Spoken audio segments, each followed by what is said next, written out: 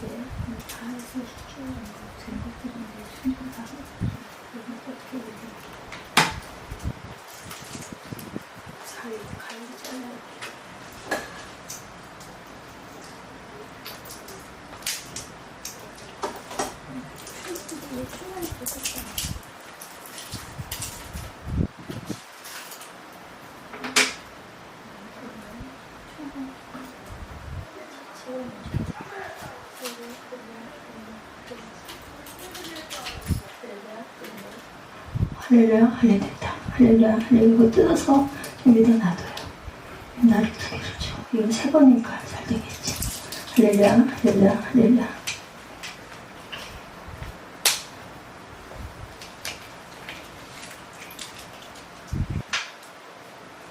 네. 13, 4절 말씀까지 읽었어요. 11조에 대해서 하나님과 이웃들 앞에 그냥 한점 부끄러움이 없는 모습이야말로 참다운 그 신앙의 고백이겠죠. 우선 단순히 자신의 재물을 드리는 차원만이 아니라 자신의 삶의 우선순위를 하나님과 이웃들에게 열어놓고 있는 태도라는 것. 죄와 더불어 실리져 내는 것을 책망합니다. 아모스 4장 4절에 너희는 베델에 가서 범죄하며 길갈에 가서 죄를 더하며 아침마다 너희 생을 3일마다 너희 11조를 드리며 11조의 의무는 아주 당연합니다. 말라기 3장 10절이죠. 만군의 야훼가 이르노라 너희 온전한 11조를 창고에 들여 나의 집에 양식이 있게 하고 그것으로 나를 시험하여 내가 하늘문을 열고 너희에게 복을 쌓을 것이 없도록 붙지 아니하나 보라 이렇게 말씀하십니다. 복의 강구예요. 그렇게 11조에 대해서 충실할 것을 고백하는 양심 선언 후에 모세는 이스라엘이 하나님께 받을 축복을 강구하는 기도를 드리고 있어요. 하나님께 드려야 할 마땅한 것들을 드린 후에는 하나님께서 주시는 받을 만한 자격이 있는 것이다. 기복적인 신앙을 가지고 자신이 할 바도 다 하지 않고 하나님께 복을 구하는 태도는 지양해야 하나 자신의 의무와 책임을 다하면서 복을 구하는 태도는 바람직한 신앙의 모습이 틀림없습니다. 11조 자체에만 집착하거나 큰 의미를 망각해서는 안 된다. 마태복음 23장 23절입니다. 화 있을진저 외식하는 서기관들과 바리새인들이여 너희가 박하와 회함과 근처의 11조들이되 율법을 더 중한 바 정의와 긍휼과 믿음을 버렸도다. 그러나 이것도 행하고 저것도 버리지 말아야 할지니라. 맹인된 인도자여 하루살이는 길러내고 낙타는 삼키는도다 말씀하고 있습니다. 야훼를 주로 섬기라고 말씀하죠. 야훼의 율법을 행하라. 두 번째 설교의 결론 부분에 이런 모세는 하나님의 율법을 행하라는 권면을 하고 있어요. 하나님께서 주신 법도에 대해서 머리로만 아는 것은 별 의미가 없다는 거죠. 마음과 성품을 다해서 그것을 지켜 행하는 태도야말로 하나님의 은혜를 얻은 성도의 바람직한 모습이다. 하나님의 율법을 지켜 행하는 태도는 하나님을 하나님으로 인정하는 태도입니다. 하나님께서 당신을 인정하는 그 사람에 대해 보배로운 백성으로 인정하신다고 해요. 그러므로 율법을 지켜 행하는 태도야말로 야훼를 주로 섬기며 그 사람의 삶에 있어서 하나님의 주권을 인정하는 태도다. 우리에게 요구되는 신앙의 자세가 바로 이러한 모습입니다. 하나님의 말씀을 지켜 행해야 한다. 레위기 18장 4절 너희는 내 법도를 따르며 내 규례를 지켜 그대로 행하라. 나는 너희의 하나님 야훼니라. 율법을 잊지 말아야 한다. 시편 119편 93절 141절입니다. 내가 주의 법도들을 영원히 잊지 아니하오니 주께서 이것들 때문에 나를 살게 하셨습니다. 94절입니다. 나는 주의 것이려니 나를 구원하소서. 내가 주의 법도들만 찾았나이다. 141절입니다. 내가 미천하여 멸시를 당하나 주의 법도를 잊지 아니하였나이다. 율법을 듣고 배워야 되죠. 신명기 5장 1절입니다. 모세가 온 이스라엘을 불러 그들에게 이르되 이스라엘아 오늘 내가 너희의 귀에 말하는 율법과 법도를 듣고 그것을 배우며 지켜 행하라 말합니다. 그에 따른 축복의 약속이 되죠. 이스라엘이 하나님의 율법을 지켜 행하며 하나님을 주로 섬기면 반드시 하나님께서 축복을 주겠다고 약속하세요. 칭찬과 명예와 영광으로 그 지으신 모든 민족 위에 뛰어나게 하시며 야훼 거룩한 백성이 되게 하신다. 하나님께서는 이미 출애굽기 19장 5, 6절에 세계가 다 하나님께 속해 있으므로 이스라엘이 하나님의 명령에 순종하며 언약을 지키면 열국 중에서 하나님의 특별한 소유로 삼으시겠고 이스라엘이 제사장 나라가 되며 거룩한 백성이 될 것이다 이렇게 약속하십니다. 말씀이 명철하게 하죠. 시편 119편 100절과 104절 주의 법도들로 말미암아 내가 명철하게 되었으므로 모든 거짓 행위를 미워하나이다. 100절입니다. 119편 주의 법도들을 지킴으로 나의 명철함이 노인보다 나으리다. 말씀이 인생의 길을 인도합니다. 시편 119편 133절 나의 발걸음을 주의 말씀에 굳게 세우시고 어떤 죄악도 나를 주관하지 못하게 하소서. 말씀은 영의 양식입니다. 베드로전서 2장 2절 갓난아이들 같이 순전하고 신령한 자들 사모하라. 이는 그로 말미암아 너희로 구원에 이르도록 자라게 하려 함이라. 그래서 오늘 신명기 16장 결론입니다. 그 성도들에게도 하나님께서는 분명히 요구하고 계세요. 죄악 가운데 죽을 수밖에 없던 우리를 구원하신 하나님께서 당신께만 감사와 영광을 돌리는 생활을 하라고 말씀하시죠. 그러한 하나님의 요구는 구체적으로 하나님의 말씀에 순종하는 삶을 살라는 것입니다. 말씀을 읽고 묵상하고 듣고 지키기 위해 애쓰는 태도야말로 하나님께서 가장 기뻐하시는 우리 성도의 모습이겠죠. 우리 한국교회가 초기부터 성경의 토대 위에 굳건히 뿌리를 놓아 지금까지 성장한 교회들, 그럼 우리는 믿음의 선배들의 그런 전통을 이어받아서 하나님의 말씀에 순종하는 신앙의 태도를 가져야 할 거예요. 모세는 이스라엘 역사에서 가장 중요한 인물입니다. 아브라함, 야곱, 요셉 같은 족장들이나 이사야, 예레미야, 에스겔 같은 선지자도 중요하지만 종합적으로 볼 때 모세만한 이는 없어요. 모세의 업적 중에 가장 큰 것은 이스라엘 민족의 국가적 토대를 놓은 일이죠. 그 작업은 출애굽 때부터 시작이 됩니다. 모세는 40년에 걸친 이스라엘의 광야 횡단 시절에도 지도자였어요. 그 사이에 율법도 완성했고 예루살렘 성전의 원형인 그러한 이동용 성막도 만들었어요. 가나안에서 이스라엘이라는 민족 국가를 세우기 위해서 필요한 기초를 다졌지만 모세는 우리가 정확하게 알 수 없는 이유로 가나안에 들어가지를 못합니다. 정확하게는 알지 못해요. 반석을 혈기를 내서 쳤기 때문이다. 이런 이야기는 있지만 정확하게 알 수는 없습니다. 당시 120살이었던 그는 이스라엘 백성들에게 가나안 정착에 관련된 많은 이야기를 했는데 그것을 모은 책이 바로 신명기입니다. 신명기는 온갖 규정들이 나오죠. 심지어는 이혼과 재혼에 대한 규정도 있어요. 여러 규정 중에 하나가 오늘 설교 본문인 26장 1절에서 11절 오늘 본문입니다. 이스라엘 사람들은 가나안에서 농사를 지어서 얻게 되는 첫 곡식을 하나님께 바쳐야 했어요. 그냥 바치는 게 아니라 의식을 곁들여야 해서 일종의 예배죠.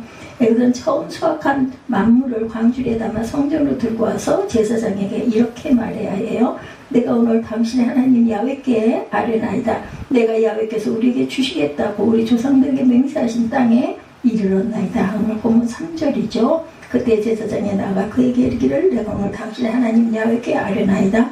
내가 야훼께서 우리에게 주시겠다 우리 조상들에게 맹세하신 땅에 이르렀나이다 할 것이요 이렇게 말하죠. 제사장이 광주를 받아 제단에 올려놓으면 하나님 야훼 앞에 다시 뭔가를 말합니다. 하나님 야훼 앞에서 그 내용이 5절에서 10절까지 고대 이스라엘 사람들이 귀가 따갑게 들었을 것이고 반복해서 자손들에게 들려준 이스라엘의 역사 이야기죠. 5절부터 다시 한번 보죠. 너는 또 내 하나님 야훼 앞에 아뢰기를 내 조상은 방랑하는 아람 사람으로 애국에 내려가 거기에서 스스로 거류하였더니 거기서 크고 강하게 번성한 민족이 되었는데 애국 사람이 우리를 학대하며 우리를 괴롭게 하며 우리에게 중노동을 시키므로 우리가 우리 조상의 하나님 야훼께 부르짖었더니 야훼께서 우리 음성을 들으시고 우리의 고통과 신고와 압제를 보시고 야훼께서 강한 손과 편팔과 큰 위험과 이적과 기사로 우리를 애굽에서 인도하여 내시고 이곳으로 인도하사 이 땅과 적과 꿀이르는 땅을 주셨나이다. 야훼여 이제 내가 주께서 내게 주신 토지 소산의 만물을 가져왔나이다 하고 너는 그것을 내 하나님 야훼 앞에 두고 내 하나님 야훼 앞에 경배할 것이며 내 하나님 야훼께서 너와 내 집에 주신 모든 복으로 말미암아 너는 레위인과 너희 가운데 거류하는 객과 함께 즐거워할지어다. 이렇게 말씀하십니다. 오늘 11절까지 내용이죠. 자신들은 방랑하는 아람 사람으로서 애국으로 들어가 소수민족으로 살다가 학대받아 야훼 앞에 호소했더니 야훼께서 해방시키시고 적과 꿀이 흐르는 땅인 가나안으로 인도해 주셨고 이 땅에서 농사지은 만물을 하나님께 바치기 위해서 가져왔다. 이런 내용이죠. 일종의 기도이자 찬송입니다. 10절에 따르면 이런 기도와 찬송을 드린 뒤에 만물이 담긴 광주리 앞에 놓고 하나님 야훼를 경배 즉 예배해야 했다라는 것이죠. 이렇게 입술로 고백을 한 다음에 예배했다. 또한 생존과 운명의 토대가 되기도 했다. 하나님 야훼를 경배할 이유가 무엇이었을까? 답은 분명합니다. 근데 이스라엘은 자신들의 생존과 운명이 누구 손에? 하나님의 손에 달려있다라고 생각했기 때문에 이 사실을 그들은 자신들과 역사에서 확인할 수 있었는데 출애굽 가나안 땅에 정착하는 모든 과정을 하나님이 인도하신 것으로 믿었고 오늘 본문만이 아닌 구약성경 전체는 바로 이 사실에 대한 해명이자 고백들이 담겨 있습니다. 오늘 우리가 구약성경을 읽는 이유도 이스라엘 사람들의 이러한 지각을 통해서 또한 하나님의 역사를 주관하고 섭리하신다는 사실을 배운다는 데 있는데 그런 시각을 통해 우리는 전혀 새로운 삶의 차원으로 들어갈 수 있었다는 것. 비유적으로 설명하면 시나 그림의 세계를 깊이 알면 새로운 삶의 차원이 열리는 것과 같습니다. 물론 그런 거 전혀 모르면서도 이 세상에서 잘 살아갈 수는 있어요. 무조건 돈 버는 것에만 매진하면서 살아가기도 합니다. 그러나 삶을 얼마나 풍요롭게 사는가 하는 질문을 앞에 놓고 생각한다면 예수를 아는 것과 모르는 것 사이에는 또한 차이가 있죠. 하나님에 대한 인식과 경험이라면 더 말할 것도 없습니다. 하나님을 실제적으로 인식하고 느끼고 경험하는 삶과 그렇지 못한 삶은 말 그대로 하늘과 땅의 차이만큼이나 큽니다. 그래서 성경은 하나님을 경배하라고 줄기차게 계속해서 이야기합니다. 하나님 우리의 생존과 운명을 결정하신다는 사실을 분명하게 인식하고 경험하지 못하면 그 이유는 그 사실을 눈과 손으로 확인할 수 있는 게 아니기 때문이겠죠.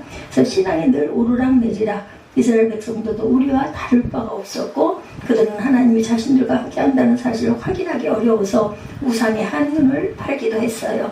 가나안의 토착 종교인 바알을 야훼와 더불어 같이 섬겨요. 바알 신앙은 풍요 이데올로기를 토대로 합니다. 다산과 풍요를 목표로 하는 종교죠. 이스라엘 백성들이 광야 40년 동안 고난의 행군을 하다가 상대적으로 높은 수준의 문명을 구가하던 가나안에 정착하는 과정에서 바알의 유혹에 솔깃했던 것은 자연스러운 일입니다.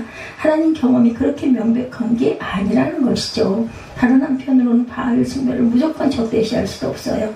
우리가 살아가는데 실제로 물질이 필요하기 때문에 특히 경제가 최고의 가치로 부각되는 현대사회에서 하나님을 믿는 사람이라고 해도 돈은 중요하죠. 무시할 수가 없습니다. 장사도 잘 되는 게 좋고 책을 내도 잘 팔리는 게 좋고 교회도 어느 정도는 재정적인 토대가 필요하죠. 기독교인들이 공부 잘하는 게 좋고 사회적인 지위를 얻는 게 좋습니다. 각각의 부분에 업적을 낼 수 있는 좋은 역할을 해야 하기 때문이죠.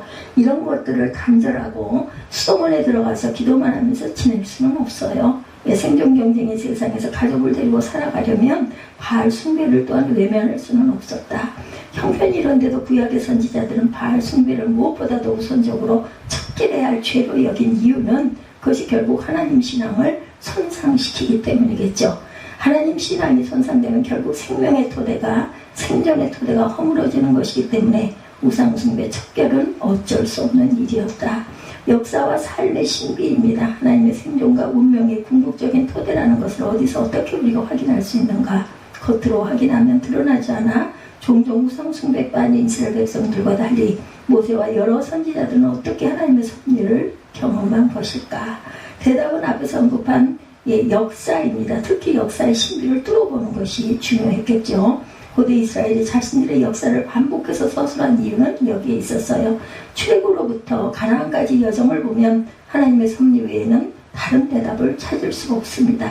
애굽은 당시 최고의 제국이었어요. 거기서 벗어나는 것은 불가능한 일이기도 하고 두려운 일이기도 했겠죠. 그런 불가능한 일을 행한 분이 바로 하나님이라고 그들은 생각한 것이고 홍해 사건도 하나님이 주도권을 행사했다는 사실에 초점을 두고 있죠. 수백만 또는 수십만 명의 군중들이 광야를 횡단하는 것도 불가사의한 일이죠. 그들은 만나와 메추라기 이야기를 통해 하나님이 자신들의 역사에 개입하셨다는 신앙을 표현합니다.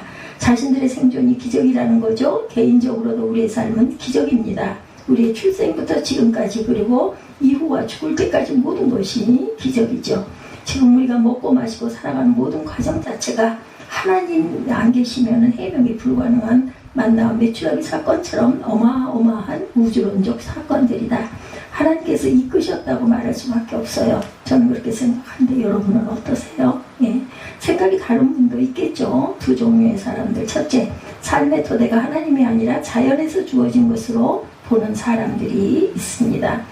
자신을 자연인의 일부로 여기고 순리대로 살면 충분하지 굳이 하나님을 끌어들일 필요가 없다 이렇게 생각하는 사람들도 있다는 거죠. 그냥 이루어져 나가는 것이 꼭 그게 하나님 뜻이겠느냐 이렇게 생각을 한다는 거죠. 이런 생각은 건강하죠. 그러나 그런 생각에 전적으로는 동의할 수가 없습니다. 우리는. 왜냐하면 자연 원리라는 것도 하나님의 통치다 이렇게 우리는 생각하기 때문에 요즘 우주 물리학계에서 중력파 발견이 큰 이슈가 되고 있다고 합니다. 13억 광년 떨어진 우주 공간에서 두 개의 블랙홀이 충돌하면서 일으킨 중력파를 과학자들이 지구에서 확인했다고 그러네요. 이를 통해서 우주의 비밀에 대한 해명은 물론이고 시간 여행이 실제로 가능해질지 모른다는 예측들도 나오고 있다고 그래요. 이런 자연과학적인 사실에 근거해서 하나님을 부정하는 사람도 있겠지만 이런 사실도 여전히 하나님의 통치에 속한다고 우리 믿는 사람들은 그렇게 믿습니다. 둘째, 자신의 불행한 삶을 근거로 하나님을 생존의 토대로 받아들이지 않는 사람들이 있죠. 하나님의 선하신 뜻으로 이끄셨다면 자신의 삶이 이렇게 망가질 수는 없다 원망하겠죠. 일리가 있는 주장입니다. 구약 욥기에 나오는 욥도 그렇게 생각했어요. 자신의 처지가 얼마나 고통스러웠는지 이렇게 살 바에야 차라리 죽는 게 낫겠다. 그래서 저 세상 사람들이 가는 수월에 내려가는 게 좋겠다고 호소까지 합니다. 불행한 삶을 이유로 하나님을 믿지 못하겠다는 생각은 행복과 불행의 기준을 자기에게 놓고 있다는 증거죠. 욥은 하나님을 경험한 뒤로 자신의 생각이 짧았다는 것을 인정하죠. 자신의 비참한 운명보다 더 장엄한 생명의 손길을 깨닫고 느낀 것입니다. 욥기 42장 5절이죠. 내가 주께 대하여 귀로 듣기만 하였사오는 이제는 눈으로 주를 배움나이다. 이렇게 고백합니다. 역사의 신비를 통해 하나님을 생존과 생명의 토대로 믿고 그를 경배하면서 영적 긴장감을 누리고 싶지만 실제 상황에 쫓기다 보니 그게 당연히 잘 안 되겠죠. 흔한 표현으로 마음은 원이지만 몸이 따르지 않는다. 너무 지치고 힘들어서 그렇죠. 먹고 사는 것 자체가 실제 생활에서 벅차요. 그래서 쫓기듯이 이렇게 살아갑니다. 다른 이들에 비해 경제적인 여유가 있어 보이는 사람들도 쫓기는 것은 왜 한 가지. 그러다 보니 하나님을 믿는다고 하지만 실제로는 하나님 경험과는 먼 생활을 할 수밖에 없다. 잘해보려고 노력해도 잘 되지가 않습니다. 대개는 자책하면서 믿음의 깊이로 들어갈 수 있게 해달라고 하나님께 매달리거나 거꾸로 대충 그러려니 하면서 별로 문제의식 없이 교회 생활을 할 뿐이죠. 만물에 든 광주를 두고 하나님을 경배하라는 본문의 말씀이 별로 실감나게 다가오지도 않아요.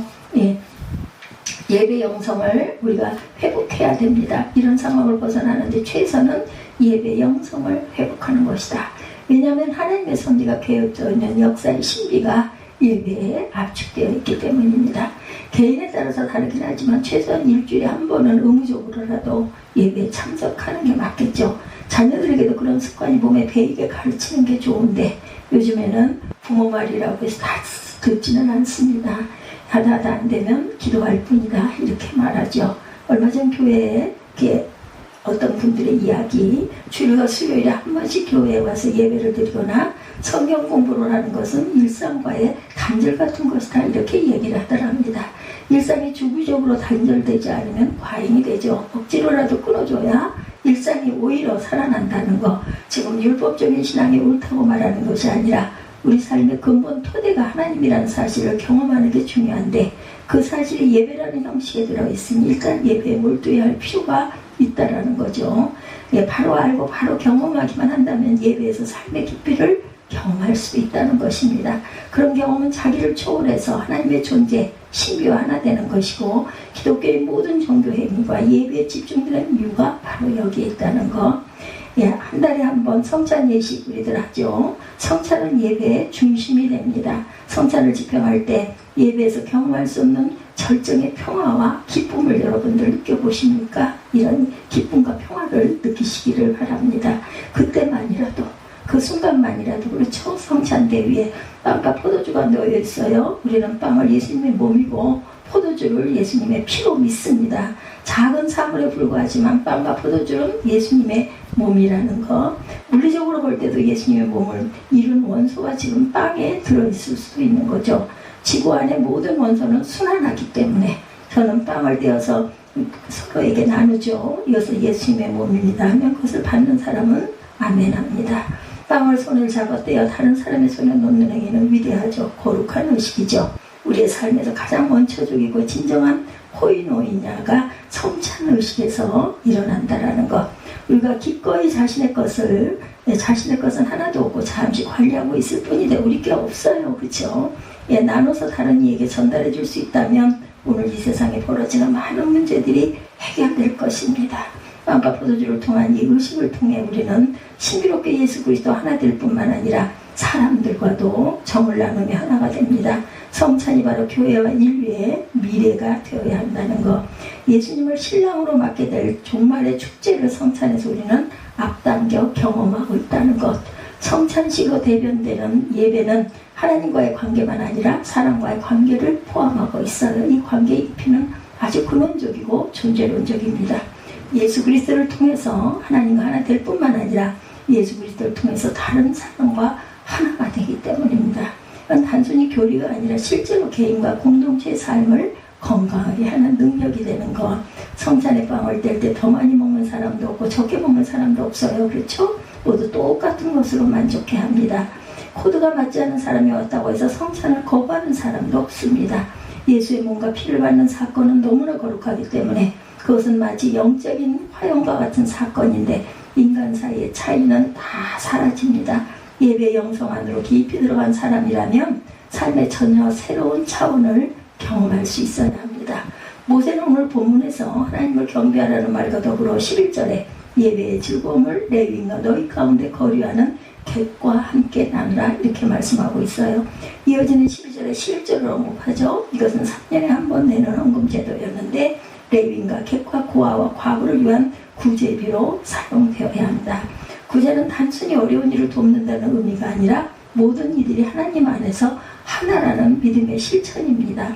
성찬의 신학적 의미가 바로 그것이죠. 세상은 구제마다 자기를 실현하는 기회로 여기거나 단순히 박애주의로 보겠지만 그래서 그런 일들에서도 밀감이 일어나기도 하는데 구약과 신약은 신앙의 본질로 봅니다. 구약에는 모든 빛이 탕감되는 안식년과 희년제도로 나오죠. 하나님을 생명의 근원으로 믿는 사람이라면 그런 생각을 할 수가 있어요.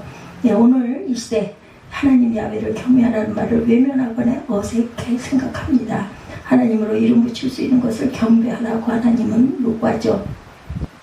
누가복음 4장 1절에서 13절에 예수님의 세 가지 시험받는 이야기 여러분들 아시죠? 두 번째 시험에서 마귀는 세상의 권위와 영광을 보여주면서 자기에게 절하면 모든 것을 주겠다고 유혹합니다. 예수님은 신명기 6장 13절을 인용해서 주 너희 하나님께 경배하고 다만 그를 섬기라 이렇게 증거하죠. 저도 예수님의 이 말씀을 여러분에게 그대로 드립니다. 야훼 하나님을 경배하는 일에 몰입하십시다. 생명의 근원이신 하나님을 통해 여러분의 생명을 즉 영혼의 참된 평화를 얻는다는 것을 잊지 않는 저와 여러분들이 되시기를 주님의 이름으로 축복합니다.